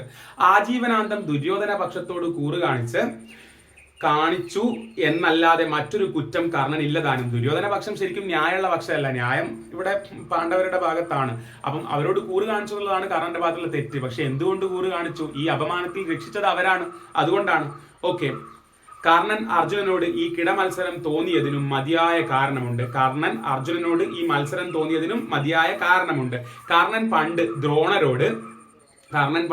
ദ്രോണരോട്, ദ്രോണൻ ഗുരുവല്ലേ, ബ്രഹ്മാസ്ത്ര വിദ്യ ഉപദേശിച്ച് കിട്ടുവാൻ അപേക്ഷിച്ചപ്പോൾ അദ്ദേഹം അർജുനനോടുള്ള പക്ഷപാതം മൂലം മറ്റു കാരണം പറഞ്ഞ് അത് ഉപദേശിച്ചു കൊടുക്കാതെ കഴിക്കുകയാണ് ഉണ്ടായത്. അപ്പൊ അർജുനനോട് കർണൻ ഈ പോര് വരാൻ കാരണമുണ്ട്. കാരണം ഇവരുടെ കോമൺ ഗുരുവായ ദ്രോണരോട് എന്ത് പറഞ്ഞു? അർജുനൻ പറഞ്ഞു, പിന്നെ എനിക്ക് പണ്ട് ഈ ബ്രഹ്മാസ്ത്ര വിദ്യ പഠിപ്പിച്ചു തരണമെന്ന് പറഞ്ഞിട്ടുണ്ട്. പക്ഷേ അർജുനനോടുള്ള പക്ഷപാതം മൂലം ഈ ദ്രോണർ എന്ന് പറയുന്ന ഗുരുവിന് അർജുനനോട് ഒരു ഇഷ്ടം കൂടുതലുണ്ട്. മറ്റു കാരണം പറഞ്ഞിട്ട് അത് ഉപദേശിച്ചു കൊടുക്കാതെ കഴിക്കുകയാണ് ഉണ്ടായത്. അപ്പൊ അതുകൊണ്ട് ഒരു ദേഷ്യം ഉണ്ടാവുകയും ചെയ്യുമല്ലോ ആർക്ക്? കർണന്. മഹാഭാരതത്തിൽ പലയിടത്തും കാണും വിധമുള്ള കർണന്റെ വികത്തനത്വത്തെ എന്ന് വെച്ചാൽ പൊങ്ങച്ചത്തെ, അതായത് കർണനെ കുറിച്ച് തന്നെ നല്ലത് പറയുന്നതിനെ, മഹാഭാരതത്തിൽ പലയിടത്തും കാണും വിധമുള്ള കർണന്റെ വികത്തനത്വത്തെ എടുത്ത് അപഹസിപ്പാൻ ഉത്സാഹിക്കുന്നവർ ഇതൊന്നുകൂടി ഓർമ്മയിൽ വെക്കണം. മഹാഭാരതത്തിന്റെ പല സ്ഥലത്തും കർണൻ തന്റെ കഴിവുകളെ കുറിച്ച് പറയുമ്പോൾ, നേരത്തെ ഇപ്പം പറഞ്ഞല്ലോ വന്നിട്ട് എന്ത് നിങ്ങൾ ചെയ്തതൊക്കെ ഞാനും കാണിക്കാന്ന് പറഞ്ഞല്ലോ, അതിനെ ഒരു പൊങ്ങച്ചമായിട്ട് കണ്ടിട്ട് എന്താ പറയാ അപഹസിക്കാൻ നിൽക്കുന്ന ഒരു കാര്യം ഓർമ്മയിൽ വെക്കണം എന്ന് ഇദ്ദേഹം നമ്മളോട് പറയാ. തീർച്ചയായും പ്രശംസനീയനായ അയാളെ മാന്യന്മാരൊക്കെ എല്ലായ്പ്പോഴും സൂതന്റെ മകനെന്നും മറ്റും പറഞ്ഞ് അധിക്ഷേപിക്കുകയേ ഉണ്ടായിട്ടുള്ളൂ. അപ്പൊ പല സ്ഥലങ്ങളിലും പോയിട്ട് തന്റെ കഴിവിനെ കുറിച്ചൊക്കെ സംസാരിക്കുന്ന കർണനെ പലരും അപമാനിക്കുന്നു. എന്തും പറഞ്ഞിട്ട് അയാൾ ഒരു പൊങ്ങച്ചക്കാരനെന്നും പറഞ്ഞിട്ട് അവർ കേൾക്കാൻ വേണ്ടി മാരാര് പറയാണ്, ഇത്രയും കഴിവും കാര്യങ്ങളുള്ള ആളെ ലോകം പലപ്പോഴും സൂതന്റെ മകൻ എന്നും പറഞ്ഞ് അധിക്ഷേപിക്കുകയേ ഉണ്ടായിട്ടുള്ളൂ എന്ന് വേണ്ട. ആ ദേവാംശജനായ വീരൻ പെറ്റു വീണത് മുതൽ മരണം വരെ തേജോപദം തേജോപദം ചെയ്യപ്പെടുകയല്ലാതെ ഏറെയൊന്നും മാനിക്കപ്പെടുകയുണ്ടായിട്ടില്ല. കാരണം ജനിച്ച് മരിക്കുന്നത് വരെ പരിഗണിക്കപ്പെട്ടിട്ടില്ല, അവഗണിക്കപ്പെടുകയും അപമാനിക്കപ്പെടുകയാണ് ചെയ്തിട്ടുള്ളത്. പെറ്റമ്മ തന്നെ തുടങ്ങി വെച്ച ആ തേജോപദ പരിപാടിയിലെ അമ്മ അങ്ങ് ഒഴുക്കി വിടുകയല്ലേ ചെയ്തത്. കാരണം ഒടുക്കത്തെ യുദ്ധത്തിന് പുറപ്പെട്ടപ്പോൾ സൂതനായിരുന്ന ശല്യർ ചെയ്ത ശകാരങ്ങളോളം നീണ്ടുകിടക്കുന്നു. അപ്പോ ശല്യർ ചെയ്ത ശകാരം വരെ അമ്മ വസ്റ്റൈ ഒഴുക്കി വിട്ടത് മുതൽ മൊത്തം ജീവിതകാലം മുഴുവൻ അപമാനമാണ് സഹിക്കേണ്ടി വന്ന കാരണന്. അപ്പം പിന്നെ ഇതൊന്ത് യുദ്ധമൊക്കെ ചെയ്യണം എന്നുള്ള ഫീൽ ഉണ്ടാവൂലേ? കൂടെ നിന്ന കൗരവരുടെ പക്ഷത്തല്ല ന്യായമെന്ന് മനസ്സിലാക്കിയാൽ അവിടെ നിൽക്കാനുള്ള ത്വര ഉണ്ടാവില്ലേ? കാരണം അങ്ങനെ നിങ്ങൾ അപമാനിച്ചില്ലേ. അപ്പൊ അതാണ് ശരിക്കും ആ കർണന്റെ ക്യാരക്ടർ. നമ്മൾ നമ്മുടെ ചുറ്റുവട്ടത്തുള്ള മനുഷ്യന്മാരെ അപമാനിക്കുമ്പോൾ, ബോഡി ഷെയ്മിങ് നടത്തുമ്പോൾ, ഇവിടെ പറഞ്ഞതുപോലെയാണെങ്കിൽ ബോഡി ഷെയ്മിങ് ഞാൻ ഇന്നത്തെ കാലഘട്ടത്തിന്റെ ഈ ഒരു അവസ്ഥയെ പറഞ്ഞു കേട്ടോ. അതേപോലെ നമ്മളിപ്പം ഇതിൽ പറഞ്ഞ പോലെ ജാതി പറഞ്ഞിട്ട്, പിന്നെ മതം പറഞ്ഞിട്ട്, അല്ലെങ്കിൽ വർണ്ണം പറഞ്ഞിട്ട്, അല്ലെങ്കിൽ സാമ്പത്തിക സ്ഥിതി പറഞ്ഞിട്ട്, സൗന്ദര്യം ഒക്കെ പറഞ്ഞിട്ട് നമ്മൾ തൊട്ടപ്പുറമുള്ള ഒരാളെ ഇങ്ങനെ മാറ്റി മാറ്റി മാറ്റി നിർത്തുമ്പോൾ നമ്മൾ അവരുടെ ഉള്ളിൽ ഒരു ബോംബിനെയാണ് ഉണ്ടാക്കിയെടുക്കുന്നത്. ആ ബോംബ് ഏത് നിമിഷവും പൊട്ടിത്തെറിക്കാൻ. കാരണം അങ്ങനെ ഇൻസൾട്ട് ചെയ്ത് അവരുടെ ഒരു പൊട്ടിത്തെറിക്കാൻ അത് ചിലപ്പോൾ താങ്ങിയെന്ന് വരില്ല. അപ്പൊ അതാണ് മനുഷ്യന്മാരെ പരിഹസിച്ച് മാറ്റി നിർത്തുകയല്ല, പരിഗണിച്ച് കൂടെ നിർത്തുക. ഒരാൾ പരിഗണിച്ച് കൂടെ നിർത്തിയപ്പം, കൗരവര് കൂടെ നിർത്തിയപ്പം അവരുടെ ഭാഗത്ത് ധർമ്മം ഉണ്ടോന്ന് പോലും ചിന്തിക്കാതെ ഈ വില്ലാളി വീരൻ കൂടെ നിന്നത് കണ്ടോ? അത്രത്തോളം ലോകം അയാളെ അപമാനിച്ചിട്ടുണ്ട്. അപ്പൊ ആരെങ്കിലും ഒന്ന് പരിഗണിക്കുമ്പോൾ ആ പക്ഷത്ത് പോകും. ലോകത്തെ എല്ലാ മനുഷ്യന്മാരും അങ്ങനെ തന്നെയാണ്. പെറ്റമ്മ തന്നെ തുടങ്ങി വെച്ച ആ തേജോപര പരിപാടി കർണൻ ഒടുക്കത്തെ യുദ്ധത്തിന് പുറപ്പെട്ടപ്പോൾ സൂതനായിരുന്ന ശല്യർ ചെയ്ത ശകാരങ്ങളോളം നീണ്ടുകിടക്കുന്നു. ഇങ്ങനെയൊക്കെ ആണെങ്കിലും ആ വീരൻ മഹാഭാരത കഥയിൽ അസാമാന്യ തേജസ്വിയായി വിളങ്ങുക തന്നെ ചെയ്തു. ഈ പക്ഷത്താ ചേരൊക്കെ ചെയ്തതെങ്കിലും എന്താണ്, മഹാഭാരത കഥയിൽ അസാമാന്യ തേജസ്വിയായിട്ട് വിളങ്ങുക തന്നെ ചെയ്യുന്നു. എങ്ങനെ മറിച്ചാവും? ആചാരവും ധർമ്മശാസ്ത്രവും എന്തു തന്നെ വിധിച്ചാലും കർണൻ ഒരു ക്ഷത്രിയ കുമാരിക്ക് യൗവനപ്പുളപ്പിൽ സ്വാഭാവികമായുണ്ടായ അനുരാഗത്തിന്റെ ഫലമാണ്. കുന്തിക്കുണ്ടായത് അറിയാലോ. പാണ്ഡവരാകട്ടെ അതേ ക്ഷത്രിയ സ്ത്രീയാൽ ഭർത്താവിന്റെ വംശസന്തതിക്ക് വേണ്ടി ഉൽപ്പാദിപ്പിക്കപ്പെട്ടവരുമാണ്. ധാർമ്മിക മൂല്യം പാണ്ഡവർക്ക് കൂടുമെങ്കിൽ പൗരുഷ മൂല്യം കർണന്റെ ഭാഗത്താണ് ഏറെ. വെറും സാമുദായിക ആചാരം കൊണ്ടുണ്ടായ പരിസ്ഥിതി വിശേഷം മാത്രമാണ് ആജീവനാന്തം അയാൾക്കെതിരായി പ്രവർത്തിച്ചു കൊണ്ടിരുന്നത്. ആർക്കെതിരായിട്ട്? കർണനെതിരായിട്ട്. മരണം വരെ അങ്ങേരെ അപമാനിക്കപ്പെട്ടില്ലേ ഈ സമൂഹത്തിന്റെ ഈ ഒരു സിസ്റ്റം കൊണ്ട്, ജാതിയൊക്കെ പറഞ്ഞിട്ട്. ഭാഗ്യവശാൽ അത് തന്നെയായി അയാളുടെ പൗരുഷമാറ്റിലുള്ള ക്ഷാണോബലവും. അതായത് പിന്നെ ഇങ്ങനെ അപമാനിക്കപ്പെട്ടു എന്ന് പറയുമ്പോൾ അതുകൊണ്ടാണ് അയാൾക്ക് കൂടുതൽ ഈ കഥയിൽ തിളങ്ങി നിൽക്കാൻ പറ്റിയത്. അങ്ങനെ അപമാനിക്കപ്പെടുന്നത് കൊണ്ടല്ലേ ഈ ടീമിലേക്ക് പോയിട്ട് പിന്നെ ശക്തി മൊത്തം പുറത്തെടുത്ത് യുദ്ധം ചെയ്യുന്നത്. അതാണ് ഈ പറയുന്നത്. നോക്കൂ, മറിച്ച് ആ രംഗത്തിൽ വെച്ച് സ്വാർത്ഥ ചിന്ത കൊണ്ടായാലും ദുര്യോധനന് കർണന്റെ നേർക്കുണ്ടായ ആ അനുകൂല ബുദ്ധി തേജോവീര്യങ്ങൾ കണ്ടുള്ള ബഹുമതി കൊണ്ടെങ്കിലും പാണ്ഡവപക്ഷത്തിന് തോന്നിയിരുന്നെങ്കിൽ, അത്തരം ഒരാളെ സംബന്ധിച്ച് ജാതി ചോദ്യം ചെയ്യുന്നത് അനർഹമാണെന്ന് കരുതത്തക്ക സൽബുദ്ധിയെങ്കിലും അവർക്കുണ്ടായിരുന്നുവെങ്കിൽ മഹാഭാരത കഥയാകെ മറ്റൊരു വിധമായനെ. ആ സൂര്യപുത്രന്റെ തേജസ് തട്ടിത്തിളങ്ങുവാൻ പദാർത്ഥമില്ലാതെ അവ്യക്തമായി പോയനെ. അതായത് ഈ കർണനെ ഭീമൻ ജാതി ചോദിച്ചിട്ട് അപമാനിക്കുന്നുണ്ടല്ലോ. അതായത് ഈ എന്താ പറയാ, നീ മറ്റേ കുതിരച്ചാട്ടയും കൊണ്ട് നടന്നോ, കുന്തിയുടെ മകൻ അതായത് അർജുനന്റെ കൈകൊണ്ട് അർജുനുമായിട്ട് യുദ്ധം വരുമ്പോൾ അർജുനന്റെ കൈകൊണ്ട് മരിക്കാൻ നീ അർഹനല്ല എന്നൊക്കെ പറയുന്നുണ്ടല്ലോ. എന്താ ശ്വാവിനാണോ യജ്ഞത്തിലെ പുരോടാശനൊക്കെ ചോദിക്കുന്നുണ്ടല്ലോ. അപ്പൊ ആ ചോദ്യം വന്ന് അപമാനിതനായതുകൊണ്ടല്ലേ ഇവര് ദുര്യോധനെ ഏറ്റെടുത്തത്, അവസരം മുതലെടുത്തതാണ്, സ്വാർത്ഥത കൊണ്ടാണ്. അപ്പൊ അങ്ങനെ ആ ജാതിയുടെ ചോദ്യം ചോദിച്ചിട്ടില്ലായിരുന്നെങ്കിൽ ഈ പ്രശ്നമൊന്നും ഉണ്ടാവില്ലായിരുന്നു. കാരണം ഇവരുടെ കൂടെ കൂടിയിട്ട് ഇത്രയും വലിയ യുദ്ധവും കാര്യങ്ങളൊന്നും ഒരു പക്ഷേ ഉണ്ടാവില്ല, യുദ്ധത്തിന് ഇത്ര ഉണ്ടാവില്ല. അത്രയും വലിയൊരാളല്ലേ ഇവരുടെ കൂടെ കൂടിയിരിക്കുന്നത്. അപ്പം പറയാണ് ഇവര് അങ്ങനെ ഒരു ജാതീയമായിട്ടൊന്നും അപമാനിച്ചില്ലെങ്കിൽ മഹാഭാരതത്തിന്റെ കഥ മറ്റൊന്നായേനെ. ഏത് വിധത്തിൽ പറയാം മറ്റൊന്നായൻ എന്നുള്ളത്. കാരണം കർണന്റെ ആ ഒരു ഇത്രയും വലിയ കഴിവ് പുറത്തെടുക്കാനുള്ള ഒരു സ്പേസ് ഇല്ലാണ്ടാവുമായിരുന്നു. ഇത്രയും വലിയ കഴിവുകളും യുദ്ധവീര്യമൊക്കെ പുറത്തെടുക്കാൻ പറ്റിയത് ഈ കൗരവരുടെ കൂടെ ചേർന്നിട്ട് ഇവർക്ക് എതിരെ യുദ്ധം ചെയ്യുമ്പോഴല്ലേ. അപ്പൊ കർണനെ സംബന്ധിച്ചിടത്തോളം ഈ അധർമ്മപക്ഷത്താണ് കർണന്റെ ധർമ്മം പുറത്തു വരുന്നത്. ഒടുങ്ങാത്ത സഖ്യം, എല്ലാ കാലത്തും കൂടെ നിൽക്കും എന്ന് പറയുന്ന സഖ്യം. അപ്പൊ ആ ഒരു സിറ്റുവേഷൻ ഉണ്ടായിരുന്നില്ലെങ്കിൽ കഥ മൊത്തം വേറെ ആവുമായിരുന്നു എന്നുള്ളതാണ്. ആനുഷംഗികമായി സാന്ദർഭികമായി കർണന്റെ സുകീർത്തിതമായ ദാനശീലത്തെ, ത്യാഗശാലിതയെ കുറിച്ചുകൂടി അയാൾ തന്റെ സഹജങ്ങളായ കവചകുണ്ടലങ്ങളെ അവ തന്റെ ശരീരത്തെ ഏതാപത്തിൽ നിന്നും രക്ഷിക്കുന്ന ദിവ്യാനുഗ്രഹങ്ങളാണെന്ന് അറിഞ്ഞിട്ടുകൂടി എന്തായാലും അവ കൈവിടരുതെന്നും തന്റെ പരദേവത സൂര്യൻ വന്ന് ഉപദേശിച്ചിട്ടുകൂടി അർത്തിയായി വന്ന ഇന്ദ്രന് അദ്ദേഹം അർജുനന് വേണ്ടി തന്നെ ദുർബലനാക്കാൻ വന്നതാണെന്ന് മനസ്സിലായിട്ട് കൂടി അരിഞ്ഞുകൊടുത്തതിനെ പല കവികൾ വാഴ്ത്തിപ്പാടിയിട്ടുണ്ട്. അപ്പൊ കർണന്റെ ദാനശീലത്തെ കുറിച്ച് കൂടി ഇവിടെ പറയാണ്. അതായത് കർണന്റെ കവചകുണ്ടലങ്ങൾ ഉണ്ടല്ലോ സൂര്യൻ കൊടുത്തത്, അത് ഇന്ദ്രൻ കള്ളവേഷം മാറി വന്നിട്ട് ഒരു ബ്രാഹ്മണന്റെ വേഷത്തിലൊക്കെ വന്നിട്ട് വാങ്ങിച്ചു കൊണ്ടുപോയിരുന്നത്. അതായത് ഇങ്ങനെയാണ്, അത് കർണൻ ഭയങ്കര ദാനശീലനാണ്, എന്തെങ്കിലുമൊക്കെ ചോദിച്ചു കഴിഞ്ഞാൽ കൊടുക്കും. അപ്പം ഇയാൾ കർണന്റെ മേലെ ഈ കവചങ്ങളും കുണ്ടലങ്ങളും ഒക്കെ ഉള്ളത് കൊണ്ട് തന്നെ ആർക്കും കൊല്ലാൻ പറ്റില്ല. ഇതറിയാവുന്ന ഇന്ദ്രൻ എന്ന് പറയുമ്പോൾ ആരാണ്? ഓപ്പോസിറ്റുള്ള ഈ അർജുനന്റെ അച്ഛനല്ലേ. അപ്പം ഇന്ദ്രൻ ബ്രാഹ്മണന്റെ വേഷത്തിൽ വന്നിട്ട് ഈ ദാനശീലം മുതലെടുത്തിട്ട് അതെനിക്ക് തരുമെന്ന് ചോദിക്കുന്നുണ്ട്. അത് ചോദിക്കുന്നതിന് മുമ്പേ സ്വപ്നത്തിൽ വന്നിട്ട് സൂര്യൻ, അതായത് ആര്, നമ്മുടെ കർണന്റെ അച്ഛൻ പറഞ്ഞു കൊടുക്കുന്നുണ്ട് ഇങ്ങനെ വരും, അപ്പം കൊടുക്കണ്ട എന്നൊക്കെ പറഞ്ഞു കൊടുക്കുന്നുണ്ട്. പക്ഷെ ദാനശീലം കൊണ്ട് തന്നെ കർണൻ ഇത് കൊടുത്തു. ആർക്ക് കൊടുത്തു? അപ്പോൾ തന്റെ ഏറ്റവും വലിയ പ്രൊട്ടക്ഷനാണ് കവചകുണ്ടലങ്ങൾ ആർക്ക് കൊടുത്തു? ഈ ഇന്ദ്രന് കൊടുത്തു. ഇന്ദ്രന്റെ ബുദ്ധി മനസ്സിലായല്ലോ, ഈ അർജുനന് ഓപ്പോസിറ്റ് ആണല്ലോ ആരുള്ളത്? നമ്മുടെ കർണനുള്ളത്. അതുകൊണ്ട് തന്റെ മകൻ ആപത്തിൽ പെടരുത് എന്നുള്ളത് കൊണ്ട് ഇങ്ങേരുടെ ആ ഒരു കഴിവിനെ ദുർബലപ്പെടുത്തിയതാണ്. അങ്ങനെ കൊടുക്കുമ്പോൾ അതാണ് ഈ പറഞ്ഞത്, ആ കൊടുത്ത ആ ദാനശീലത്തെ വാഴ്ത്തി പാടിയിട്ടുണ്ട്. എന്നാൽ ആ കവചകുണ്ടലങ്ങൾ കൊടുത്തപ്പോൾ അയാൾ ഇന്ദ്രനിൽ നിന്നൊരു ശക്തിയെ പകരം വാങ്ങി ഏക പുരുഷഘാതിനിയായ തനിക്കൊരൊറ്റ ആളെ കൊല്ലുവാൻ മാത്രം ഉപയോഗപ്പെടുന്ന അതിനെ തന്റെ ചിരവിദ്വേഷത്തിന് ഏകപാത്രമായ അർജുനന്റെ കഥ കഴിപ്പാനെന്ന് കരുതി വെക്കുകയും ചെയ്തു.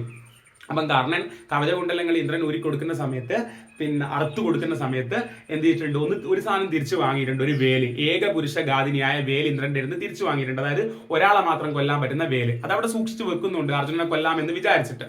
എന്നിട്ടോ ഒരു ആത്യന്തിക ഘട്ടത്തിൽ അയാൾ അറിഞ്ഞുകൊണ്ട് അതും പരിത്യജിച്ചു. വേറൊരു ഘട്ടം വന്നപ്പോൾ ആ വേലും കൊടുത്തു. ആർക്കെന്നറിയോ? ഭാരത യുദ്ധത്തിൽ ദ്രോണർ സേനാധിപതിയായിരിക്കെ മുതിർന്നു കയറുന്ന ഘടോൽക്കഥനെ കൊണ്ട് കഷ്ടത്തിലായ കൗരവപ്പട ആവശ്യപ്പെട്ടപ്പോൾ കർണൻ മടികൂടാതെ ആ ശക്തിയെ ഘടോൽക്കഥന്റെ നേർക്ക് പ്രയോഗിച്ചു.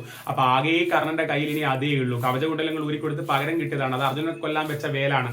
പക്ഷേ ഘടോൽക്കഥൻ ഉയർന്നു വന്നപ്പോഴത്തേക്ക് കൗരവപക്ഷം, പാണ്ഡവപക്ഷത്താണ് ഘടോൽക്കഥൻ, കൗരവപക്ഷം പറഞ്ഞു ആ വേൽ ഉപയോഗിക്കുന്നു. അപ്പൊ ഉപയോഗിച്ചു, ഒരാളെ മാത്രം കൊല്ലാൻ പറ്റുന്ന വേല്. പിന്നെ ആ വേൽ ഉപയോഗിച്ചിട്ട് വായുവിൽ അപ്രത്യക്ഷമാവുകയാണ് ചെയ്യുന്നത്.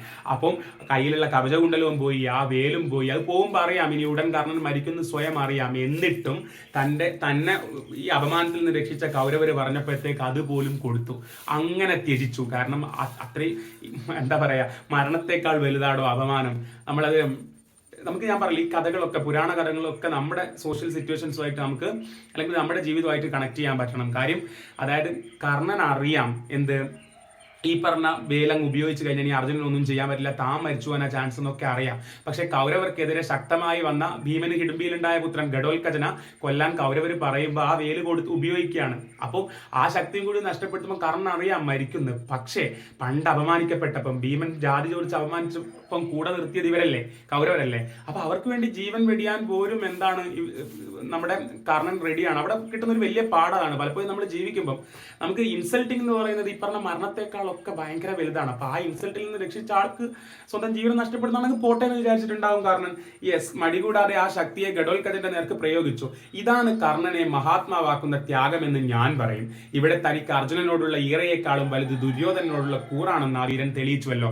അർജുനനെ കൊല്ലാൻ വേണ്ടിയിട്ട് വെച്ച വേല് പിന്നെ കൗരവർ ചോദിച്ചപ്പം കൊടുക്കുമ്പോഴത്തേക്കും അർജുനനോടുള്ള ദേഷ്യത്തെക്കാൾ അധികം വലുതെന്താണ്, ഇവരോടുള്ള ദുര്യോധനോടൊക്കെയുള്ള നന്ദിയാണെന്ന് തെളിയിച്ചല്ലോ, അതൊക്കെ ഭയങ്കര മനസ്സല്ലേ എന്ന് പറഞ്ഞിട്ടാണ് നമ്മുടെ ഈ ലേഖനം അവസാനിക്കുന്നത്. എല്ലാവർക്കും മനസ്സിലായിട്ടുണ്ടാവും എന്ന് വിചാരിക്കുന്നു. സംശയങ്ങളൊക്കെ ഉണ്ടെങ്കിൽ ചോദിക്കുക, എന്തെങ്കിലുമൊക്കെ ഉണ്ടെങ്കിൽ കൂട്ടിച്ചേർക്കുക. അടുത്ത ക്ലാസ്സിൽ വീണ്ടും കാണാം. പിന്നെ ഇതിന്റെ നോട്ട്സ് വേണമെങ്കിൽ താഴെ കമന്റ് ബോക്സിൽ പിൻ ചെയ്ത് വെച്ചിരിക്കുന്ന ലിങ്ക് ഉണ്ട്, അതിലൂടെ ജോയിൻ ചെയ്തോളൂ കേട്ടോ. താങ്ക്